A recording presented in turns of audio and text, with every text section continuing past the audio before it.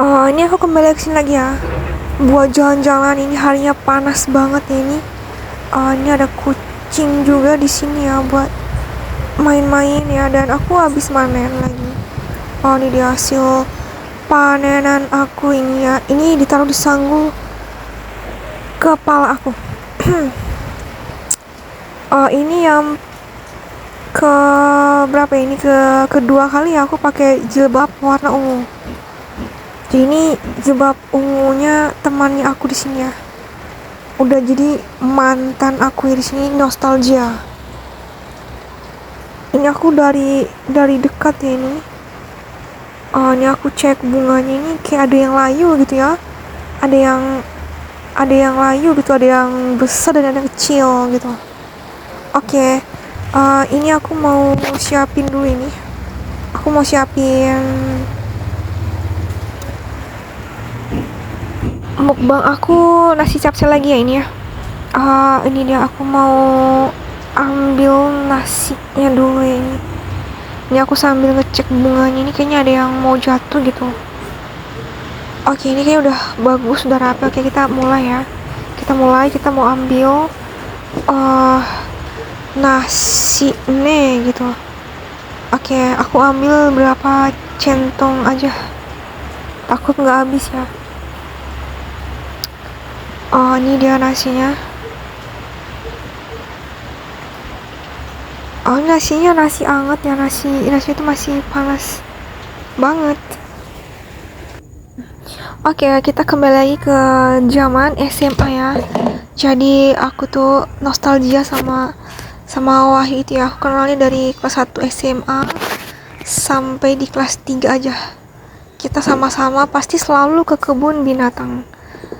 Ini gambaran aku sendiri, ini adalah gambaran beruang ya. Di kebun tuh kayak hutan-hutan gitu ya, banyak pohon-pohonnya gitu. Jadi aku sama Wahyu tuh kesini selama 3 tahun. Jadi aku tuh pernah digendong belakang ya, dihambin belakang gitu pas di kebun binatang ya, dan tangan aku dipegang tuh seperti ini. Ini gambar aku sendiri ini aku yang gambar tuh seperti ini. Tangan aku dipegang, terus akunya nggak mau, jadi aku tarik ke tangan aku karena aku tuh risih gitu kan. Baru ini yang namanya aku digandeng sama cowok. Jadi itu daerahnya tuh di daerah mana ya, daerah di kilo 23 ya. Jadi beruang madunya itu kayak taman wisata gitu ya, taman kayak kebun binatang gitu ya, beruang madu gitu di kilo 23. Jauh ya kalau dari Tritip, apalagi kalau dari Gunung Timbak ya, apa kalau Mangga pasti jauh banget gitu kan, ke situnya tuh berjam-jam gitu. Tapi aku nggak mau ya perginya sendirian ya, jadi aku tuh perginya tuh sama teman aku satu kelas, sama Marni, Dewi ya, terus ada Hasna juga. Waktu kita bawa pacar masing-masing, waktu itu ada 3 motor ya, kita pacarannya di situ. Dan aku masih ingat ya, kita teman satu kelas ya, yang perempuannya.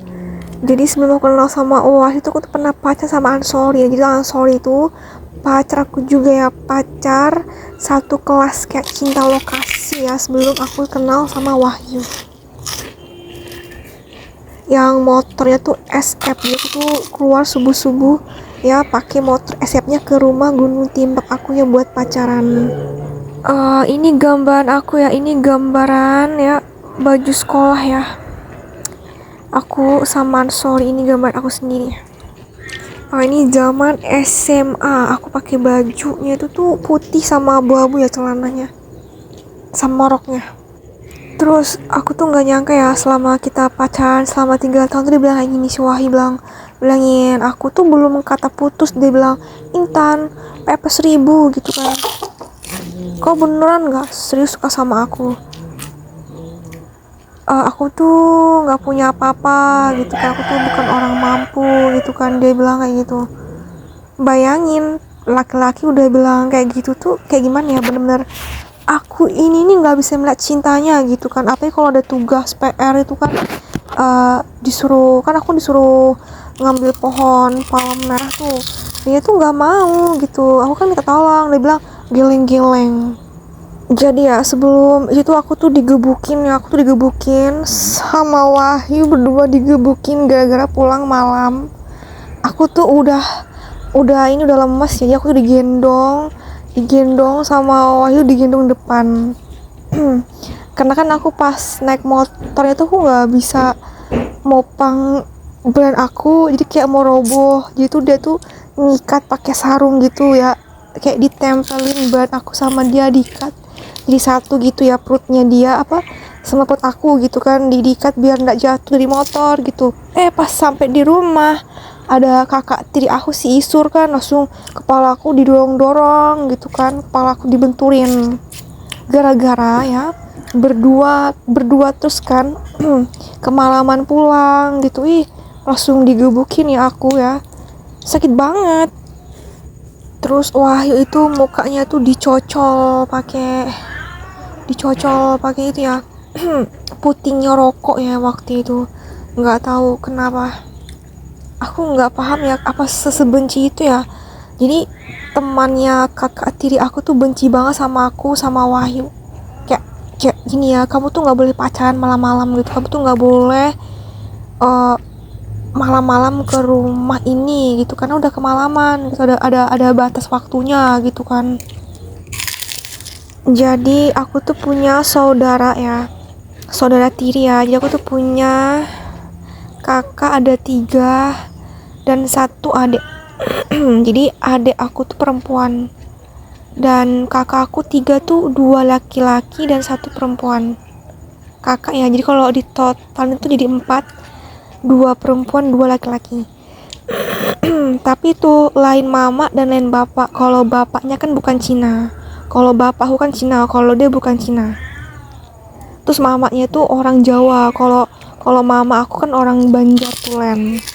Itu bedanya. Terus benci banget sama aku tuh, nggak tahu kenapa, sebenci apa sih gitu. Orang kamu bukan perempuan genit loh, benci banget sama aku.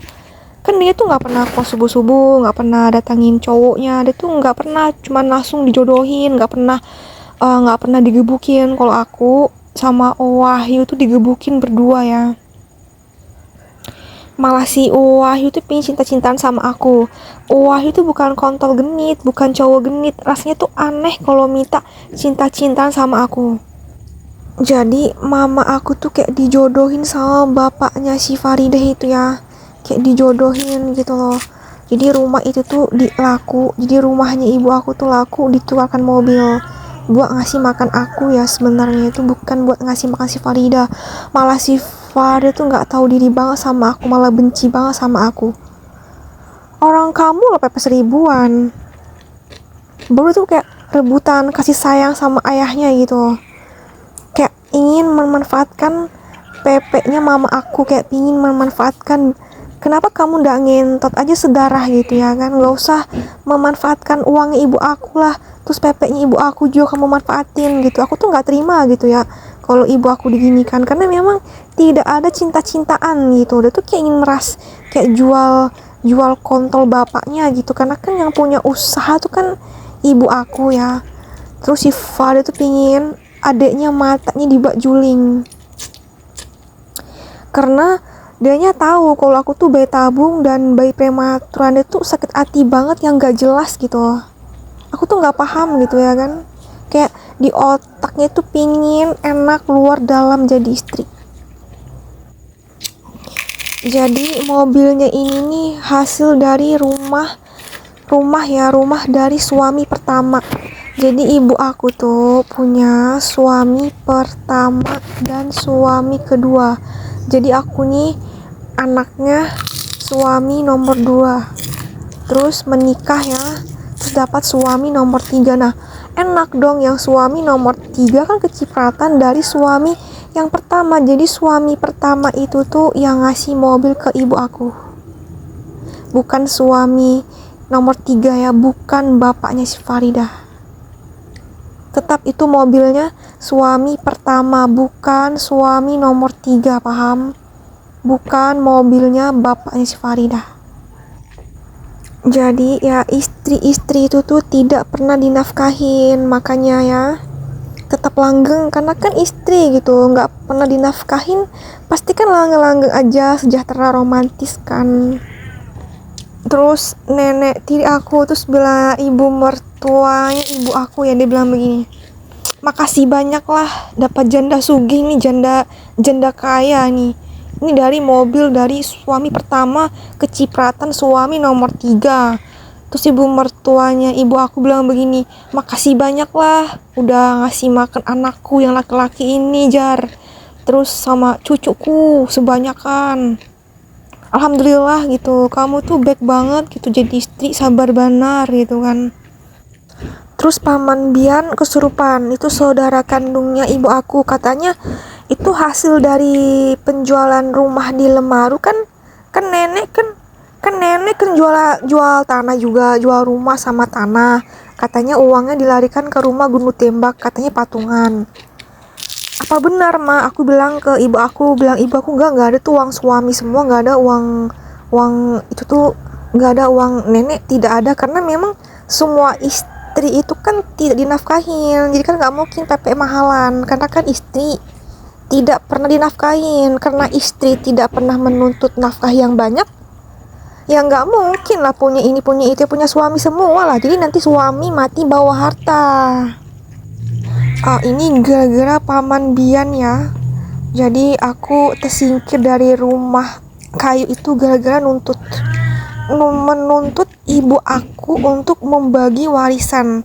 Ini bukan hartanya nenek moyang, ini kemakan jasa, ya ini kemakan jasa pepeknya ibu aku ya. Aku ini anak kandungnya satu-satunya, paham? Bukan paman Bian, malah paman Bian berasa anak kandungnya aja ya. Jadi paman Bian itu tuh berhayal ya bahwa rumah Gunung Tembak itu tuh ada sahamnya nenek katanya di situ, padahal tidak ada nenek itu pepek seribuan, karena memang istri itu tuh pepek 1000 ya, tidak ada istri itu semua istri itu tidak pernah dinafkahin.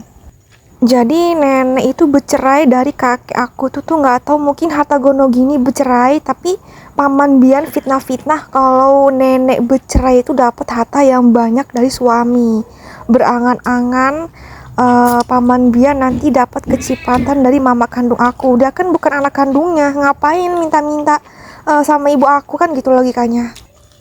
Jadi nenek aku tuh bercerai ya, bercerai dari kakek aku, katanya itu jual rumah karena pingin bercerai. Yang jelas nenek gendut aku tuh pepek seribuan, semua itu punya milik suami ya. Terus paman Bian ungkit-ungkit, katanya ini rumah hasil dari patungan dari uangnya nenek gendut ya, itu tuh tidak ada, itu uang suami semua. Dan ya tuh minta harta warisan. Memangnya